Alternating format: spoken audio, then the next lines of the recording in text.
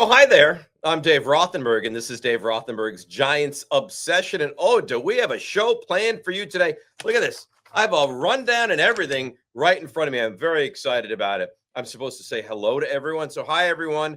This is my obsession, and away we go. Giants, Eagles, Thursday night for the entire world to see in prime time. Eagles, of course, I don't want to say what they are specifically, but they won the whole thing last year, which makes you certainly very uneasy.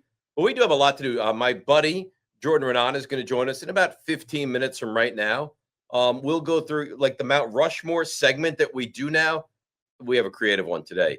The most despised Eagles that you've ever had. And the Eagles have had some players that you look at, you're like, boy, he was good. He was good. Like Jerome Brown was great. Reggie White, great. Clyde Simmons, great. So it's a combination of great, not that level of great, and ones that you just detested over the years. So we'll run through that list in a little bit. Eagles come in at 4-1. Now, I mean, probably blessing for the Giants. The Eagles lost their last game, so I'm sure they're motivated to get back on the field quickly and dismantle the Giants. We'll do our fantasy waiver pickups.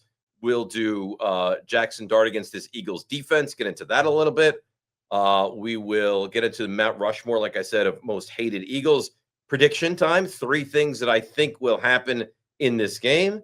And then I remember now, tomorrow night, because this is what we do, after the game, about 15-ish minutes after the final whistle, we go live on YouTube on this very stream. So you're not going to have to wait till the next, day, weekend, whatever. No. Game ends at 11:15, 11:30. We're live and we're on. And I have a feeling it's going to be an angry, miserable show. Because I'll tell you this, of the teams I detest in all of my sports, and I'll be honest with you, I can't stand the Yankees. And that win last night gives me great anger. And I know Yankee fans are all excited. Okay, we'll see how this ends. So the Yankees, baseball, I just detest them. I couldn't hate them more. I hate the Yankees so much that if they played the Phillies in the World Series this year, I'd root for the Phillies. How's that for a hatred? All right. Football, it's the Eagles, it's the Cowboys, it's the Commanders. Commanders a distant third. Eagles, Cowboys, 1-2. And people have said to me over the years, well, how do you determine which one you hate more? And I'll tell you how. Whoever's better. Whatever team is the better team at the time is who I hate more. Because right now the Cowboys, as much as you hate the Cowboys, and you do because they're just repulsive and Jerry Jones and giving people the finger and getting fined and all those things, they're not very good. Like they're a middling team. They're a 500 team. They're 2-1. Eagles are the problem now because they're the better version, right? They're a very good football team. So NBA, I don't even know if I have an NBA team that I hate. It's whoever's like, I hate Indiana when the Knicks are competing with Indiana. I used to hate the Bulls. I couldn't stand Michael Jordan. Oh, you know what really annoyed me is that it felt like if you're a Knicks fan, you hate the Bulls, but then there's this kind of adoration that, oh, but I love Michael Jordan. I always hated Michael Jordan. Michael Jordan, it feels like he came out of the womb and his number one priority in life was I'm gonna torture that guy.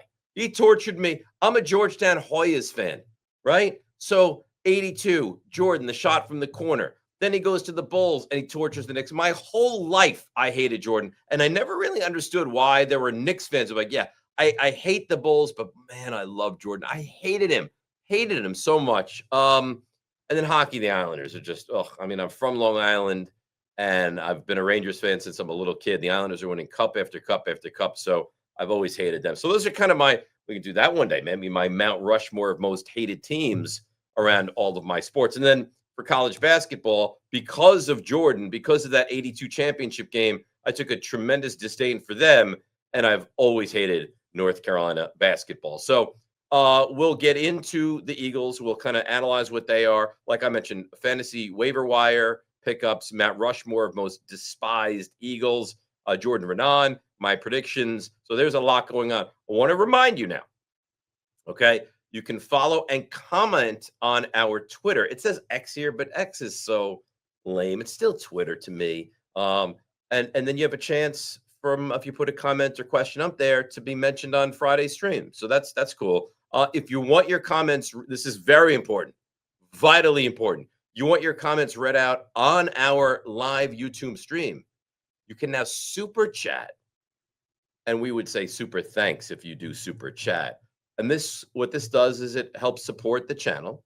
so we can keep doing fun, creative, entertaining things like that. So if you want to ask a question, and we will prioritize the super chatters, like you super chat, you ask a question, forget about like the normal questions. No. You know what it's like? You super chat, you're first class on the airplane. Like I can sit in regular common folk airplane like area, and then they bring a sandwich around and I pay for it. But on super chat, you go right in. You go right by. It's like first class is what in fact it is. Follow us on all our socials: Instagram, TikTok, Dr. Giants Obsession, on Twitter at DRNYGO, on Spotify, Dave Rothenberg's Giants Obsession, and of course YouTube. Like us, subscribe to us. Very important. Kind of makes things go, keeps us afloat, keeps us moving forward.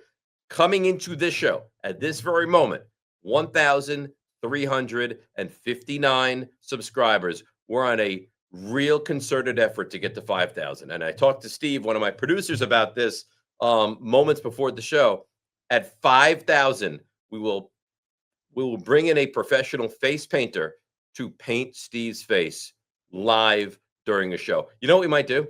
We might do a split screen where I'm sitting here giving you Giants content, and the face painter is on the other side of the screen painting his face live so you can enjoy it. And what did I think we said like 100,000 maybe? And we'll hire a professional slap fighter to slap Nico across the face, knock him unconscious live here on Dave Rothenberg's Giants Obsession. So we're not just Giants, as you can tell, we're tremendous fun as well. Boy, you talk about an emotional war. I'm in an emotional war with myself. I'm in an emotional war with my hatred for the Philadelphia Eagles. And this is a team. The Giants had won 4 Super Bowls, and the Eagles had never won any. And they were always like, yeah, they're the bridesmaid, right? Like they're a good football team, but one way or another, they find a way to collapse in the big moments. And then somehow they got past this idea that they could never win a big game, and they beat the Patriots in the Super Bowl, led by Nick Foles, which to my last breath will never make sense. And I still blame Bill Belichick for not suiting up Malcolm Butler in that game. And he's never actually come out and said why he didn't play him in that game. There's been rumblings of what the rationale was behind that. But him not suiting him up for that game still upsets me. So they win that first Super Bowl. Then they go back. They lose to the Chiefs. And then they go back again. And then they beat the Chiefs last year. And they didn't just beat the Chiefs. Like, they humiliated Kansas City and made Patrick Mahomes look, subpar. I mean, that's the truth. He did not look good. And now they go for that back-to-back thing. So I'm at an emotional, real roller coaster of how I feel about this team. And again, they're very talented. And you listen and you watch and you hear Nick Sirianni and the antics and the crying during the anthem of the Super Bowl and the just over the top reactions, and you detest him. I think even Eagles fans look at Nick Sirianni like, oh, for God's sakes, this guy and all the act that he is and all the act that he does. But here's the thing. You say whatever it is you want to say about him. He wins, right? I mean, Nick Sirianni wins. So don't judge a coach, a player, and anybody by their introductory press conference, because if you remember, his introductory press conference was brutal, and he really has righted the ship. And you look at him now, and it's very disconcerting, but they're a hell of a football team. And I saw there was a tweet. Should have sent it to the guys so they could have made a graphic, but I didn't because of laziness. And it like compares. I'll bring it up and I'll kind of read it to you on my phone. And Jordan Raanan sent it to me earlier today, and he's going to join us. He's from ESPN in just a couple of moments. He had like, where do you rank the quarterback, the running back, the tight end, the wide receiver, the O-line, the D-line, the linebackers, the quarterbacks, cornerbacks, safeties, and the coach, right? So it's like there's a pie chart down the middle and who gets more of each different one. Quarterback, distinctly Eagles. And right now it is. Running back, distinctly Eagles. And of course, we know that whole drama about Saquon. Tight end, Eagles. Wide receivers. So if you haven't heard this, by the way, and I'm sorry to be the bearer of bad news, Darius Slayton is not going to play in this game. And I don't even know if that's bad news, to be honest with you. But what's next up? It's like Lil John Humphrey. Like what's next now? Bo Collins, Wan'Dale Robinson. It's The tight end, the wide receiver room is not attractive. So wide receiver, the flow chart clearly goes to the Eagles. Offensive line plus Eagles. The only area the Giants have a higher number than the Eagles on this kind of flow chart is defensive line. And you talk about having invested a lot. You should be better as far as defensive line is concerned. You have the number 3 pick in the draft. You have the number 5 pick in the draft. You have a first-round pick that you traded for in Brian Burns, and you have Dexter Lawrence, who is also a first-round pick. I see Jordan is here. We'll get to Jordan in just a moment. All right, you tell Jordan to hang on for a second. Linebacker, Eagles not close. Cornerback, safeties, Eagles not close. Coaching right now, Eagles, and it's not all that close. So it is very disconcerting to think about how much better of a football team the Eagles are at the moment. You say, well, now, but when was the last time you could say the Giants were better than the Eagles? It's been a really, really long time. All right, let's bring him in. Oh, now he needs a minute. Steve, can you come on here for a moment, please? And maybe you as well, Nico. So you tell me Jordan's ready. Well, he was. And then you say, and then he went like this. Oh, so now he's not ready. No, now he can wait. It's 1:11 Eastern time. Tell him by 1:40 we'll get to him. He can wait in the holding room now. The face that he's making right now in our little waiting room is pretty funny. All right, but here's the thing, and he can hear me, I can't hear him, so that makes this perfect for me. I made Jordan Raanan. All right, you laugh all you want. I made Jordan. Jordan Raanan was like oh yeah, isn't he that guy that has the Giants beat and does something with the Giants? He comes on my radio show. I allow him. I request him. He hosts with me. He's a massive star right now. So before we get to Jordan, I want to ask you guys, look at you, big smiles. You feel great about the Yankees, don't you? Oh, yeah. Yeah? Yeah. Mm-hmm. Steve, that was some game last night, wasn't it? Oh, it was great. Yeah? It was What point for you was the most exciting? Judge hitting that home run. Judge home run? Well, first of all, Judge got too much. He's getting so much hate, I think. It is a little much. I was saying earlier today, it's almost like Steph Curry with a foul shot. Yes, you're expected to make 99% of your foul shots if you're Steph Curry. You're not expected to hit a home run or double or single or drive guys in every time you go to the plate in baseball. It's ridiculous that this is the pressure we put on this guy. Yeah, and he was batting 440 before he even played. He's hitting 500. So, Steve, that ball hits his bat. It goes flying into left field. How did you feel when that happened? What was your emotion? That foul ball, yeah, Dave. I'm sure I lost it. It was unreal. Sure. Went nuts. Yeah, I'm sure that was one of Aaron Judge. That was the Aaron Judge staple. That was the moment. The Judgment Day. All right, we've made him wait long enough now. We've kept baby in the corner. I'll see you guys a little bit for questions and comments, and of course, you can throw your questions and your comments my way. Now let's bring him in. He is made by me, but he is a good friend and a really good reporter. He is, of course, Jordan Raanan. Good afternoon, Jordan. How are you? Good afternoon. This is where I was. I told you where I am. I told you where I was. Respect. You have really little respect for the show, don't you? You knew what I was doing. This was part of the agreement. I had to go hit a golf shot. I understand. So, before we even get to the Giants and the Slayton injury, and he's so bad, and even he's not playing. That's how bad things are with the Giants right now. Well, I mean, you're a diehard Yankee fan. I saw you bitching about the Yankees last night. Stop swinging at the first pitch. This is so upsetting to me. You change your tune a little bit now, pal, right? It's very upsetting. It was very upsetting, but I feel better now, but I'm still nervous about this team moving forward. You're going to watch me hit a golf shot as I talk to you, by the way. You talk about putting forward a great live program. I'm driving the 10th hole. The 10th hole of Pebble Beach, okay? What a treat. So Jordan, apparently, in his little golf pants and everything, is at a golf simulator right now. We only see his behind, and we're watching him. Let's talk about it. Lines up. And, you know what, Jordan? I just striped the drive. That is right down the middle. That's a nice shot. Right down the middle. The entire hole now? Do we have to sit here and watch you play the whole thing out? No, I mean, there's other people here, so they got to hit. We got another 5 minutes until I hit again. Oh, that's beautiful. All right, can we spend a few minutes? I don't know if you heard that. That was the best drive I ever hit, they said. Or you think that's coincidental? Don't you see what I do for you? When you surround yourself with me, all of a sudden the Okay. best version of you Elevate. makes an appearance. Hey, it's meant to be. It's meant to be. You know, we're That's we're what happened. simpatico.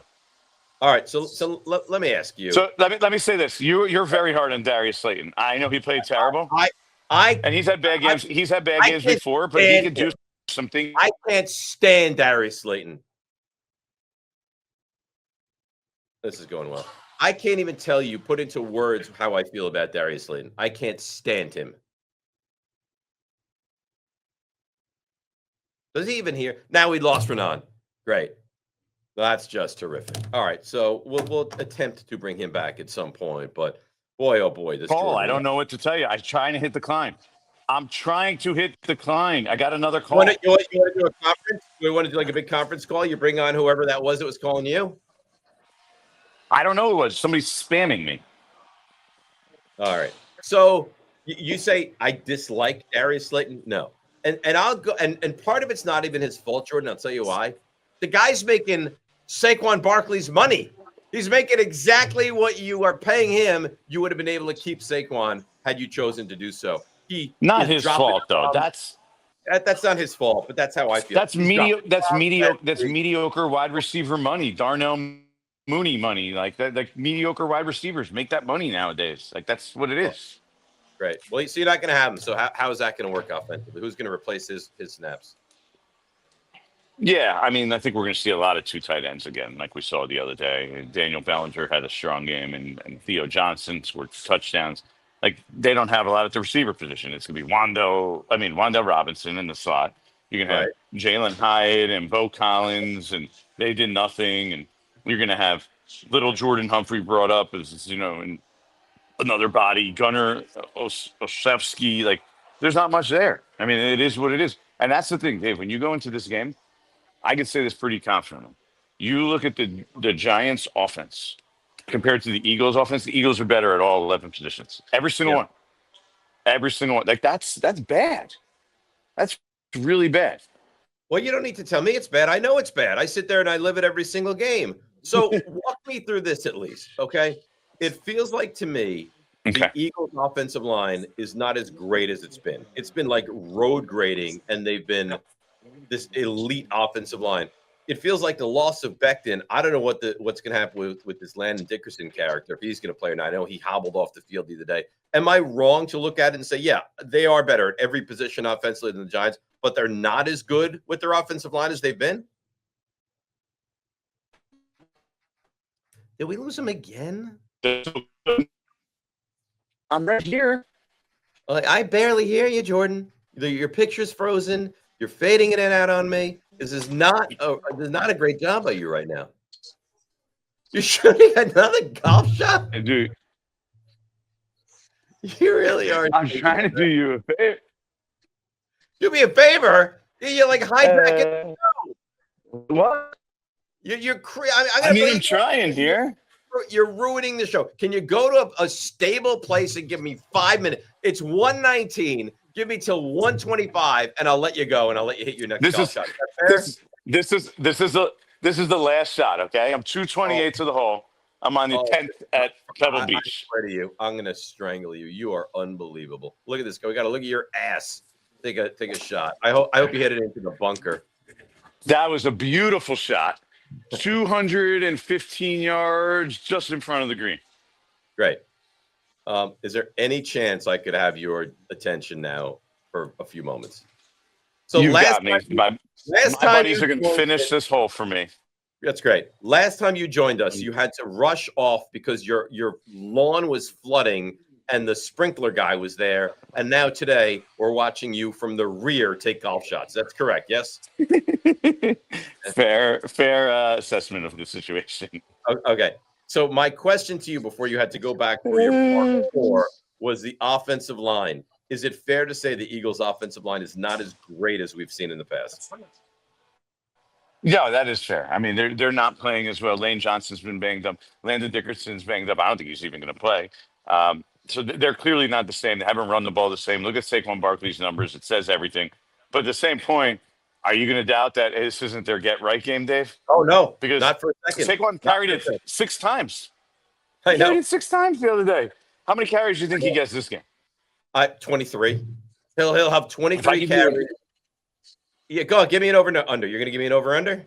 yeah, 120 yards rushing.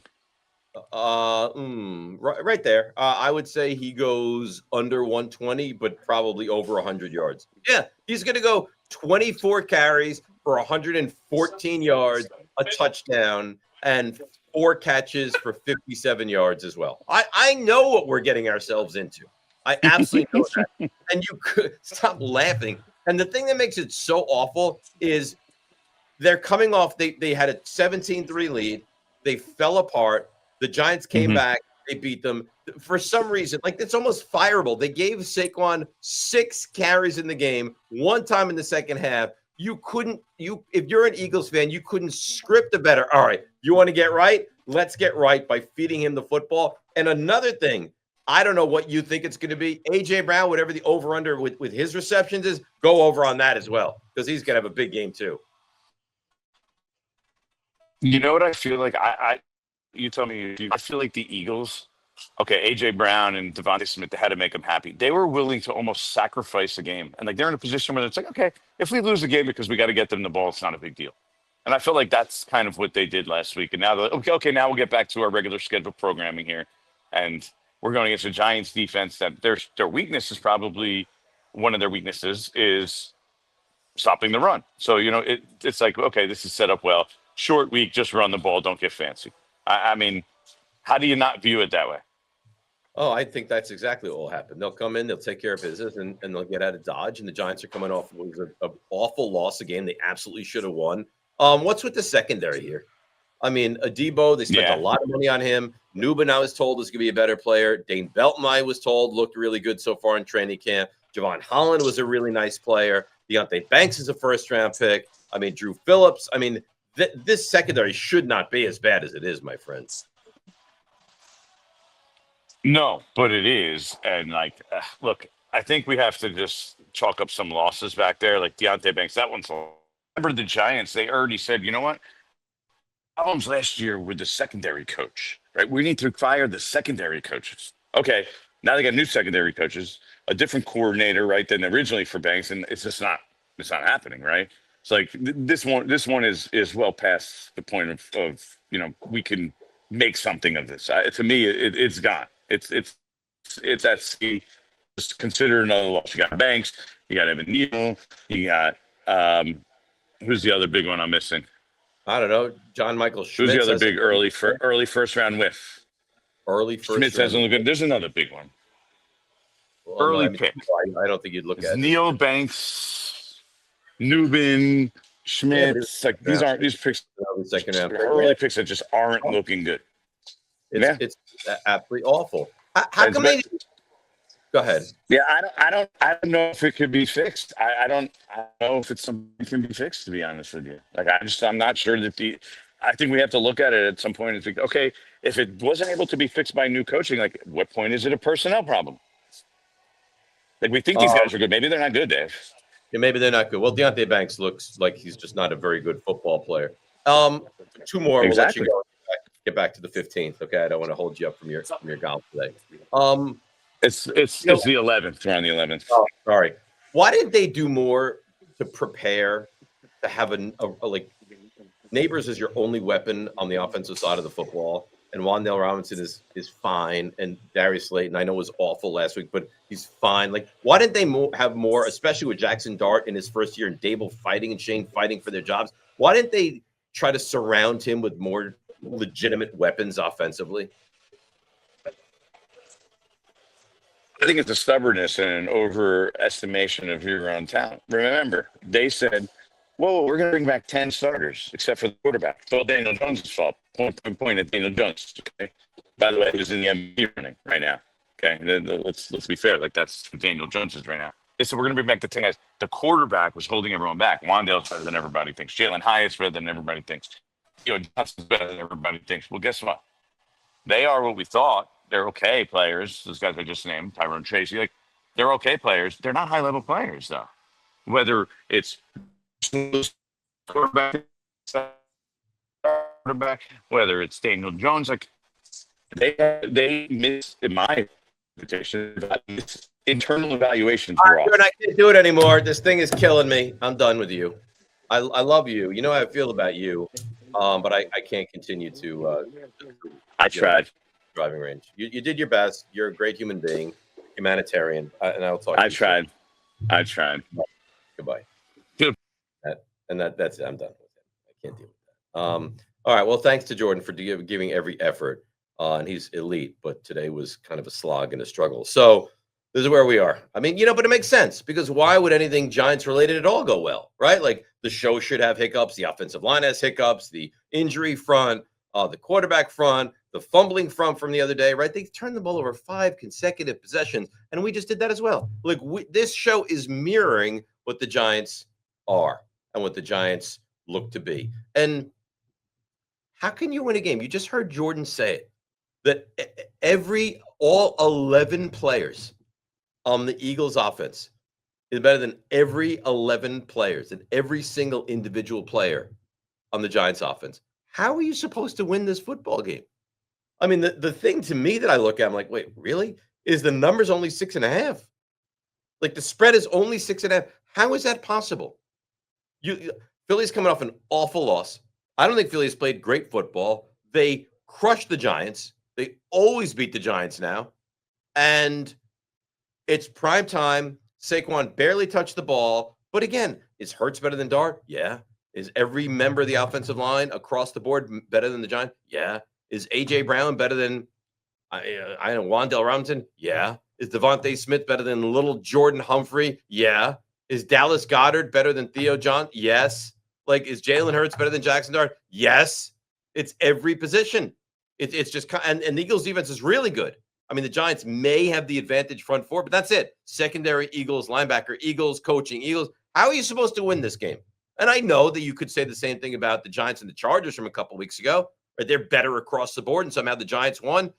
Okay, we'll see. And you think that there's not motivation behind Saquon? Let's go beat the crap out of this team that let me go. And for our efforts and for all of the ails that we have to deal with every single day as Giants fans, now Saquon is coming out with some new documentary on Amazon Prime about how the Giants mistreated him. Give me a break. I mean, really. I think Saquon was I think he's a great guy. I've met him numerous times. I think he's a great guy.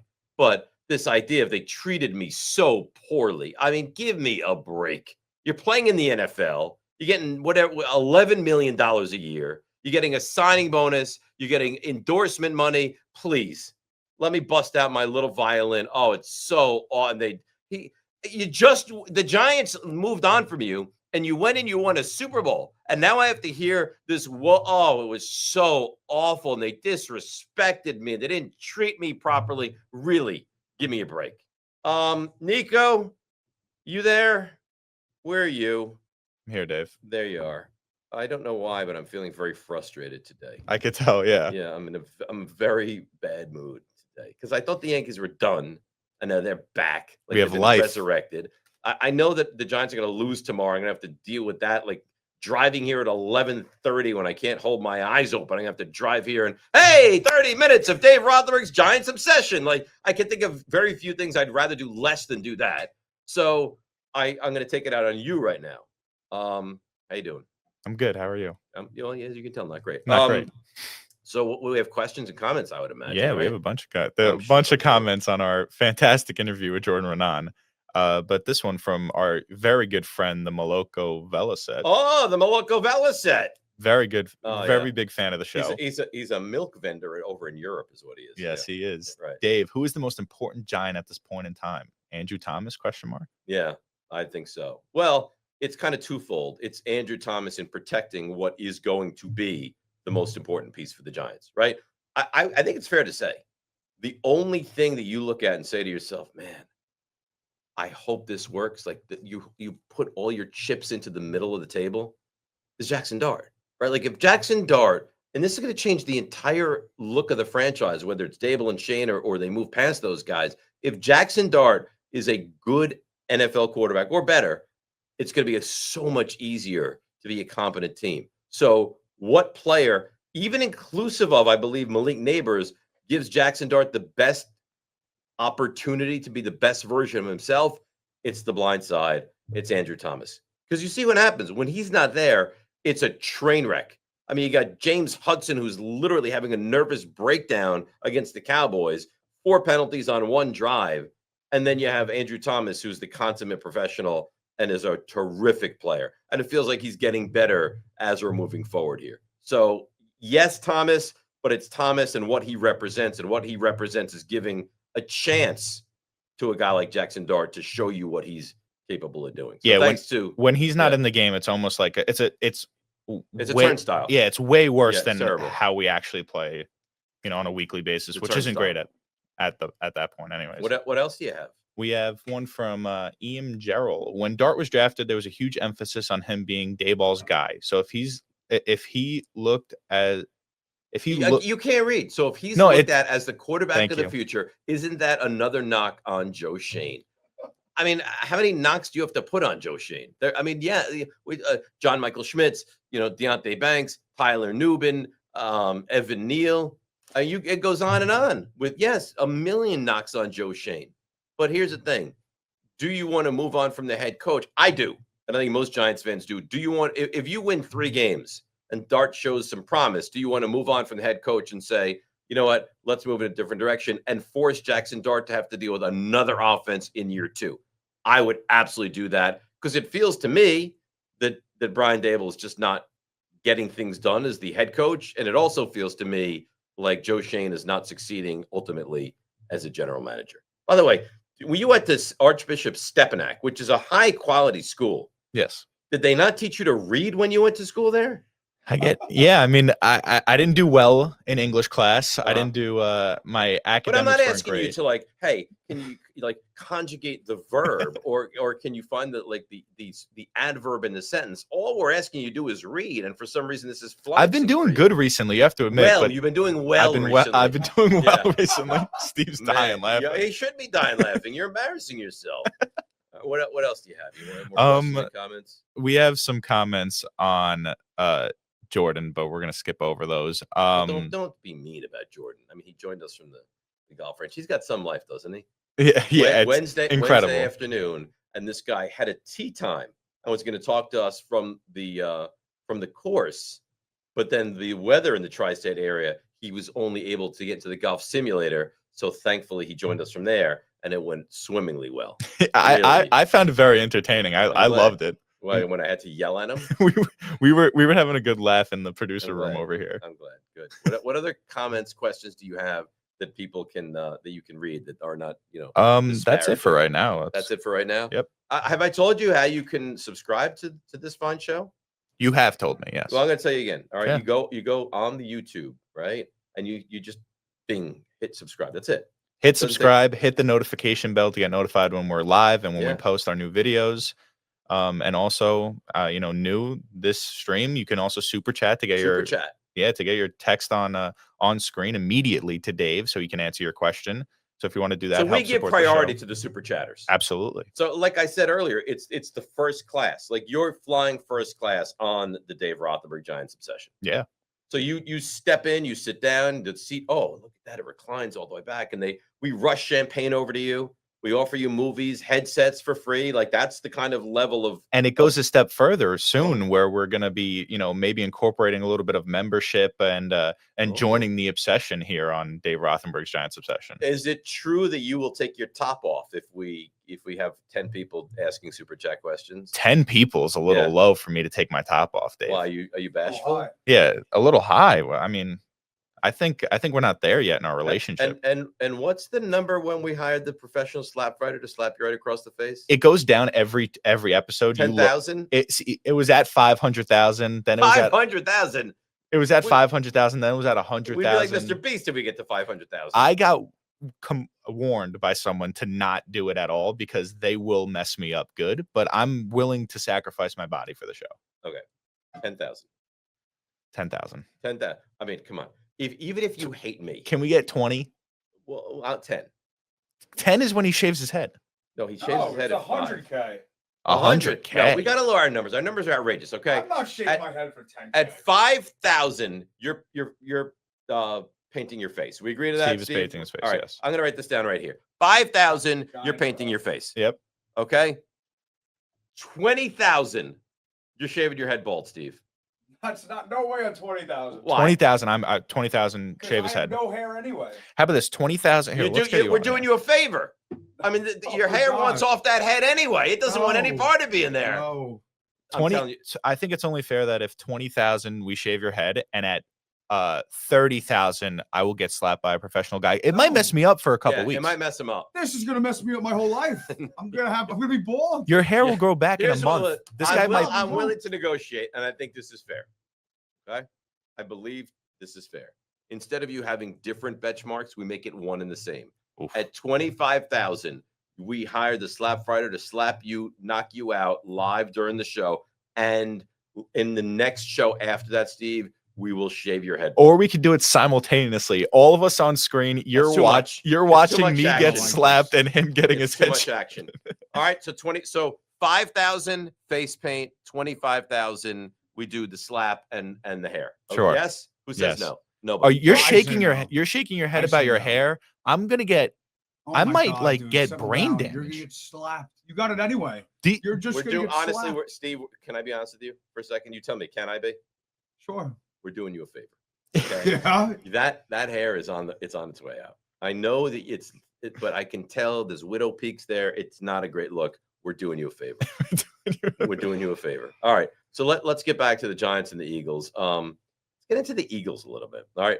What do I want to see defensively against this team? And this is what causes such hesitation, because we've established that the passing game for Philadelphia is a problem, and Dallas Goedert is a problem. It almost feels like, how do they want to beat you, right? If they come into this game and say, we're gonna eschew the running game, we're gonna throw the ball down the field, like this is the get right game for AJ Brown, that AJ Brown will go for 6 and 92 and a touchdown. If they want to get Devontae Smith involved, Devontae Smith will get involved in this game. If they determine, hey, we gave Saquon 6 carries last game and that was embarrassing, Saquon's going to get 24 carries. Like, it just feels like, how do they want to beat us? And they can pick and choose whatever it is they want to do to beat this team. So if you're the Giants, what do? Now, Philadelphia has not run the ball nearly as effectively this year as they did last year. Last year, they were running the ball down the throats of their opponents. This year, it's been a slog. It has not been the same that it was last year. A.J. Brown, and this is what makes it so incredibly troubling. A.J. Brown is having a bad season. A.J. Brown acts out, demands the ball, wants the ball, hasn't really gotten the ball, has had games of 2 catches, 3 catches. I think 2 catches, 11 yards, 3 catches, 15 yards, like awful, awful games. Saquon, not the same year. Jalen Hurts doesn't throw the ball in for a touchdown. All those things being said, right? Saquon, as good as last year, not close. Jalen Hurts, as good as last year, not close. Weapons offensively, as far as the receivers, as good as last year, not close. All that being said, they're still sitting here at 4-1. They still sit here. The Giants can't get away from just screwing everything up week after week after week. They lose to the Saints. They lose to Washington, can't score a touchdown. They lose to Dallas, where they score lots of touchdowns and can't stop Dallas from scoring a touchdown. They lose to the Chiefs, where they looked comical, right? And you sit here and you shake your head and you're so bothered, you're so frustrated, you're so annoyed. And then on the flip side, you look at Philly, and I guarantee you, Philly Sports Talk Radio is just, they can't believe it. They can't believe that this doesn't work and that doesn't work and this is a problem. And man, we can't get the running game going and the offensive line's not as good. And A.J. Brown is unhappy and Devontae Smith, and they're still sitting here at 4-1. It really is unbelievable. So what do you do against this offense? And I don't think it's a great offense, but I think they pause. You have to take a pause and look at them and say, from the Giants' perspective, what do you want to stop? Because I don't know how you stop all of it. Do you want to stop the running game and make Jalen Hurts beat you? And then you stop the running game. You stop the intermediary passing game. You try to take Dallas Goedert out of the mix, which good luck with that because they don't stop any tight end. And all of a sudden, you're like a 3rd and 5, and you feel like you have them stopped, and then Jalen Hurts uses his legs and picks up a first down. So, I mean, it feels like a really tall order. I guess in my estimation, it would be they go as far as Saquon takes them. So if I wanted to shut down one thing on that offense, it would be shut down Saquon Barkley and make Jalen Hurts, not his legs, make Jalen Hurts the quarterback, the thrower, try to beat you. And he probably will, but that would be my tact. Saquon's not going to beat us. Jalen Hurts is going to beat us. A.J. Brown is going to beat us. And they can, and they probably will. But if you take away Saquon, the other pieces will probably beat you. If you take away the other pieces, then Saquon will probably beat you. So it's not a great matchup, certainly, for the Giants against this team. All right. Jackson Dart against the Eagles defense. What do we want to see? And I think what you saw in the first couple of drives last week against the Saints is kind of the recipe of what you want to do. You want to try to get a push up the middle, right? You want Cam Scadaboo, who I thought, and again, I know he had the huge fumble and it was disastrous, but I thought for the most part, like I can't believe that a human being can run like that. Like there was a play, I don't know if you saw it, where he blocked Demario Davis into like oblivion. Like he took him, met him at the line of scrimmage, and crushed. This is an all-pro linebacker. Crushed him 5 yards down the field of play into the turf on it. Like he doesn't stop ever. And I like the fact that they'll run the ball on first down and pick up real yardage. Like you get 5-6 yards with this guy. So it sets up a 2nd and 5 or a 2nd and 4. And then there's little things you could do off of that. The problem is, where do you go? I mean, your best receiving threat right now is Wan'Dale Robinson. Find me the team that their best receiving threat is worse than Wan'Dale Robinson. And I'll tell you right now, it does not exist. You go around to any team, Washington, McLaurin, he's out. Okay. Deebo Samuel, still better. Pick a team. Cowboys. I mean, and that's the thing that's frustrating too, is that how many teams are without maybe their best receiver? Cowboys, they don't have CeeDee Lamb. Don't worry. They got Jake Ferguson. They got George Pickens. They had a guy at a monster game against the Jets, Flournoy. Nobody even knows who he is. Cavante Turpin didn't play. It doesn't matter. How many teams? Look at the Niners. Ricky Pearsall, he can't play. Brandon Ayuk, he's still out on PUP list. And Jawan Jennings, he's hurt. He can't play. So you could argue that team, and George Kittle is out. And they played the Rams.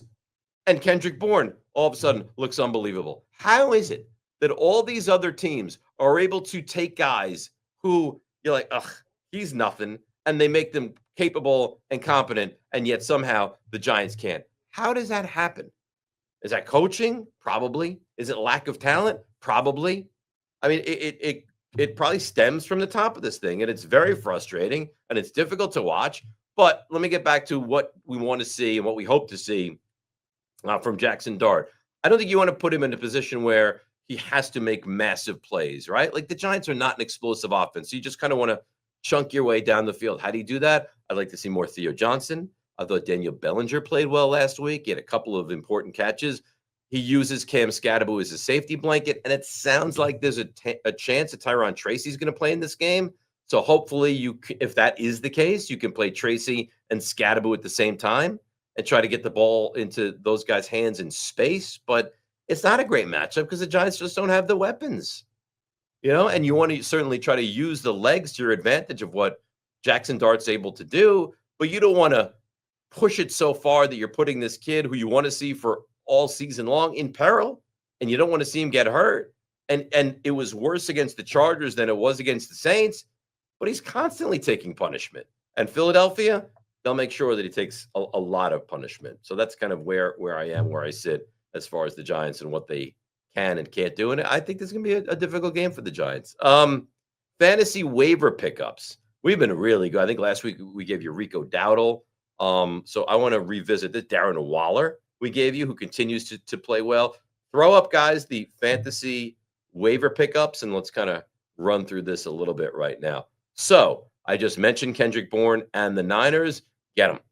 All right. I don't know what's going to happen with Pearsall. They play the Bucks. They can throw the football. It doesn't matter if it's Purdy. It doesn't matter if it's Mac Jones. Kendrick Bourne, you saw what he was able to do last week. Still not going to have George Kittle. He's going to give you a 6 for 90. I really believe that. You definitely want to add him, at least as a 1 week play. Franklin on the Broncos. He's a really good receiver. And think about their next 3 games. I looked this up. I believe it's Jets this week, and then Giants, and then Cowboys. You talk about a soft landing spot. So Jets secondary is god awful, and he's not the one. Like Cortland Sutton is clearly the one. So Franklin's going to get matchups where they're favorable against the 2 or the 3 cornerbacks. So Jets this week. I mean, the Jets' second quarterback Stevens is dreadful. Giants, their entire secondary is not good. And that's an amazing thing as well, because they did everything they could to try to fix it, and it's still broken. And the Cowboys secondary might be worse than the Jets and the Giants. Hassan Haskins, who is he exactly? Running back on the Chargers. Omarion Hampton hurt his foot. He's out. He's on short-term IR, so he's going to miss at least 4 games. It's going to be between Haskins and Vidal. I think it's going to be Haskins, so I would kind of trend in that direction if he's available in your leagues, and he probably is. This is like old reliable because he's the goal line guy in a team that gets down inside the 5 a lot, and that's Kareem Hunt. I have him in 2 leagues, and he gets the touches down around the goal line. He had 2 touchdowns this past week. If he ever wound up getting like 18 touches a game, he'd be a major problem. He doesn't, but he's going to be the goal line guy, so you want to try to add him. Michael Carter, not the Jets' Michael Carter, who's not going to make the trip over to London, it sounds like, in their game. The Cardinals' Michael Carter. You say, well, why? Now, this guy is a former Jet, by the way, as well, because James Conner, out for the year. Trey Benson, out for about the next 6 weeks. Next up, Michael Carter. And remember, they had that jackwagon, Dermercadio, whatever his name is, that let the ball go at the 1-yard line last week and actually led to them losing that game. Carter can catch the ball out of the backfield, can run the ball out of the backfield. He's not going to give you a great week, but he'll give you a competent week. And Mason Taylor has shown well. Jason Taylor's kid with the Jets, couple games, getting better and better. And here's the thing as well. Justin Fields loves the check down, loves it. So what he wants to do is, because he's not really capable of throwing the football downfield. And what happens oftentimes with the Jets is, and you've seen this already a couple times this season, they're in a lot of garbage time because it is not all that competitive right now. So you get behind 27-10 against Denver. What happens now? You know what? Denver eases up. You saw it. You've seen it. You saw it against the Cowboys. You saw it against the Bucs, where they actually almost came back. You saw it against the Bills. The Jets have played a lot of garbage time football so far this season. So that's kind of where we are. We close it out with Mason Taylor on the Jets, and I think he's a pretty good pickup for this club. So I want to get to my Mount Rushmore of hated Eagles. And I thought that we were going to go with quarterbacks, because we chatted during the group exchange, like, where do you want to go, Mount Rushmore? I said, you know what? Let's go quarterbacks. And then someone in the chat said, let's go hated Eagles. And I like that because hatred sells. All right. So guys, bring up the graphic and you look at that face. And you're not going to like any of these people because they're Eagles, which just by right makes them kind of a filthy idea. Andre Waters. Say Andre Waters. He was dirty as the day is long, man. There was one play, and you could probably go on YouTube and find this play somewhere. Joe Morris, little Joe Morris, 5'9", Giants running back. Put the thing back up, would you? I'm telling a story about Andre Waters. So Andre Waters is my most hated Eagles.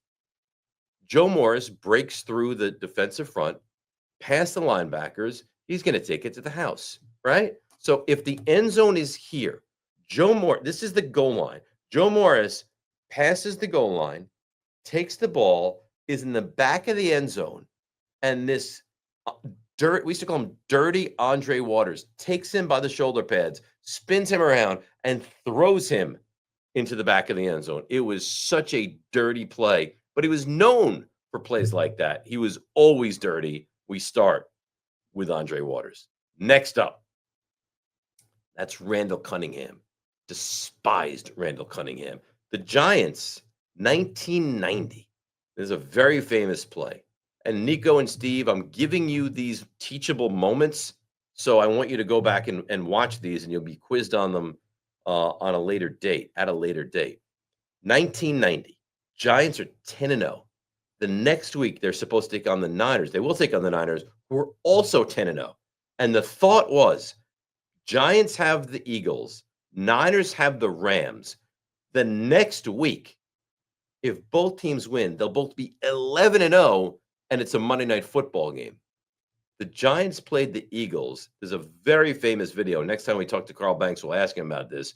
Eagles are at like the Giants 5. Randall Cunningham, who's right there, who used to punt for the Eagles occasionally as well, rolls to his right. Carl Banks dives at his lower half, hits him in the knee.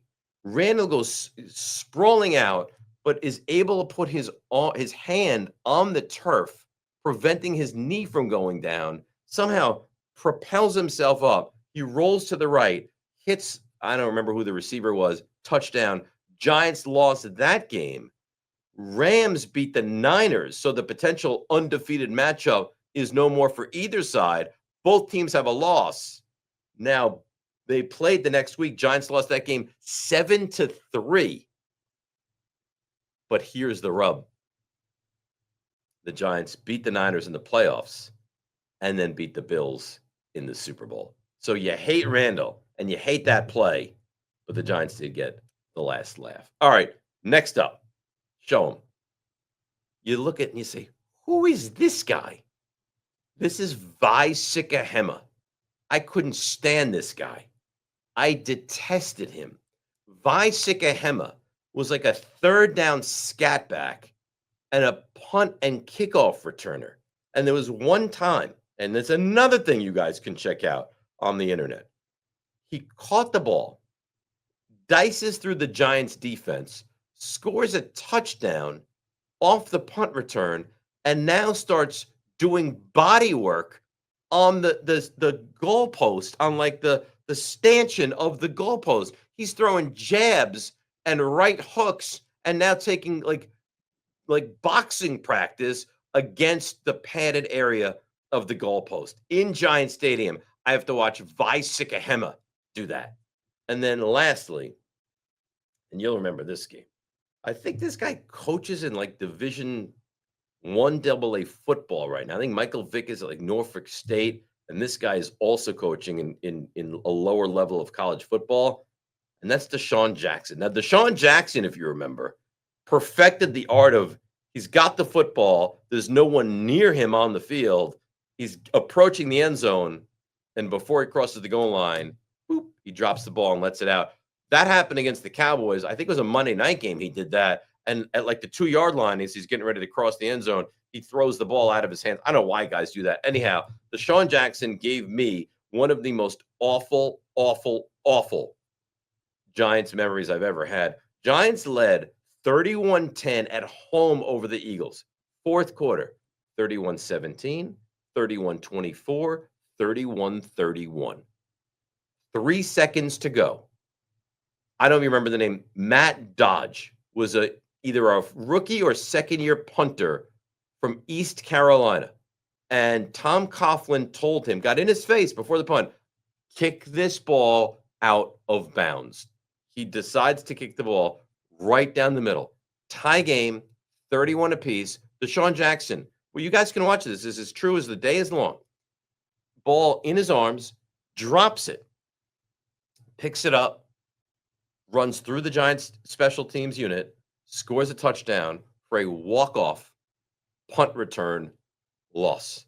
I thought Tom Coughlin was going to physically attack Matt Dodge after that play. So that's another one. Now, there's one honorable mention. I didn't even tell the guys they don't have the graphic, and that's fine. You leave this up for now. And that brings you back to the late 70s when the Giants are playing the Eagles, and the game's over.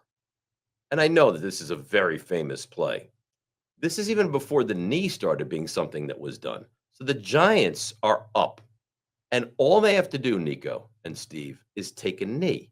But because the Giants are really like the same now that they were then, just a dysfunctional franchise at the time, decided, no.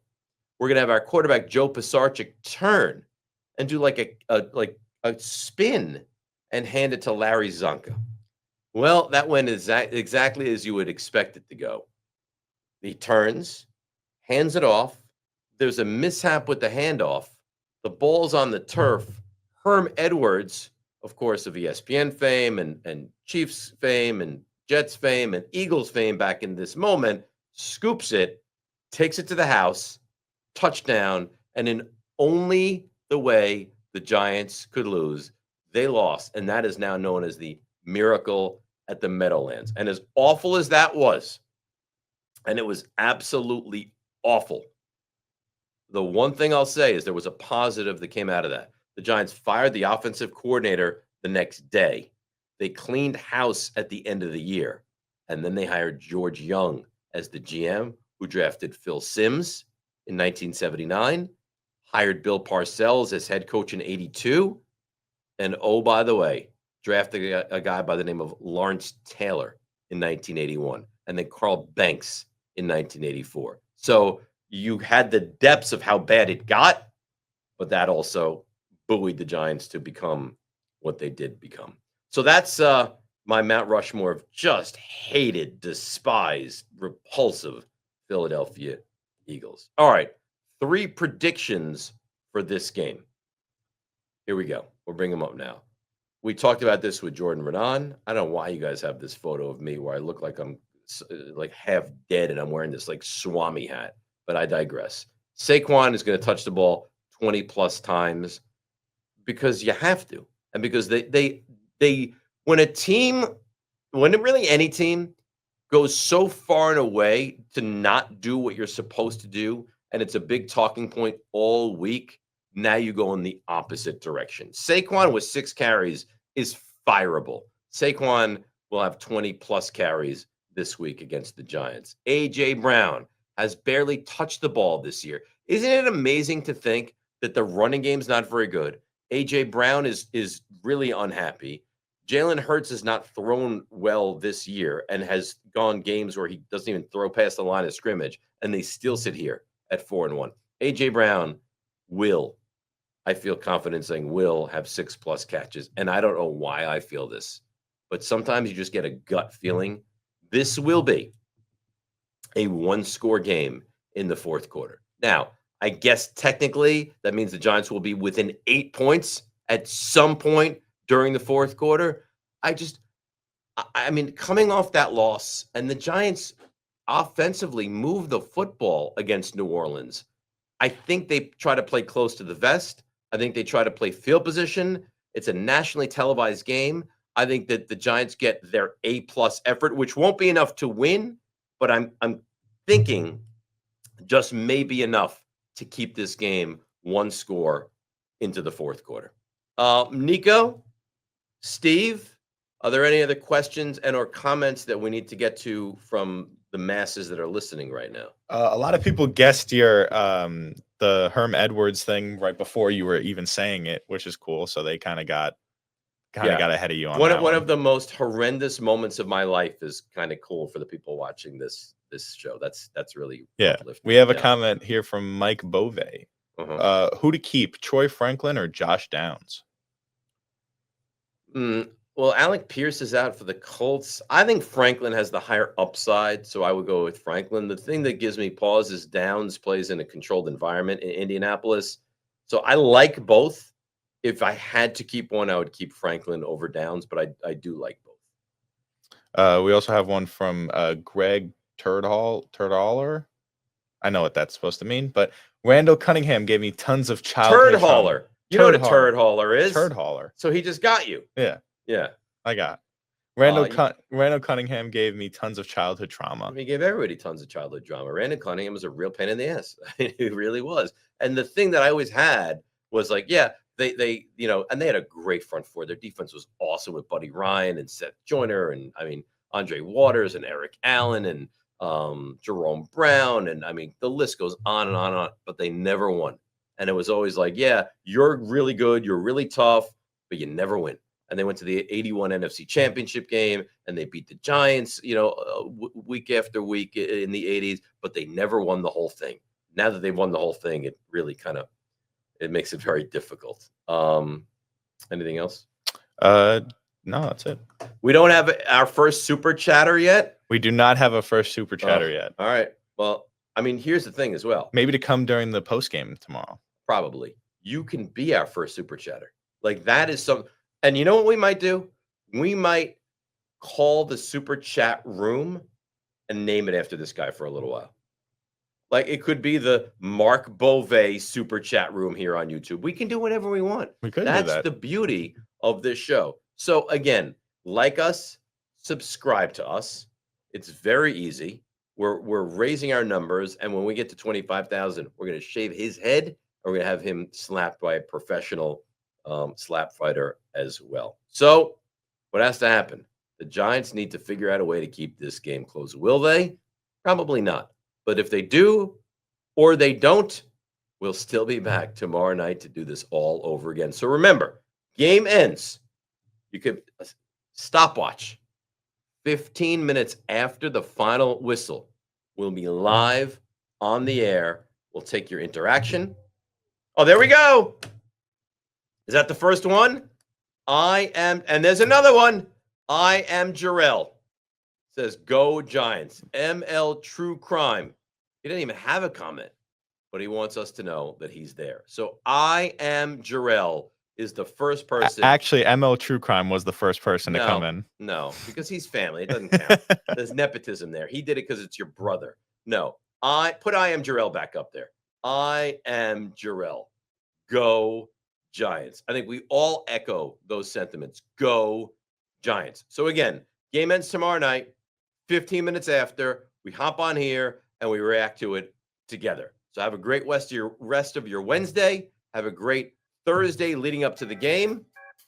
We'll be back after the game tomorrow night, Thursday night, Giants Eagles, right here on Dave Rothenberg's Giants Obsession. So if you like that live stream, check out this video or the other live streams. And of course, don't forget to subscribe.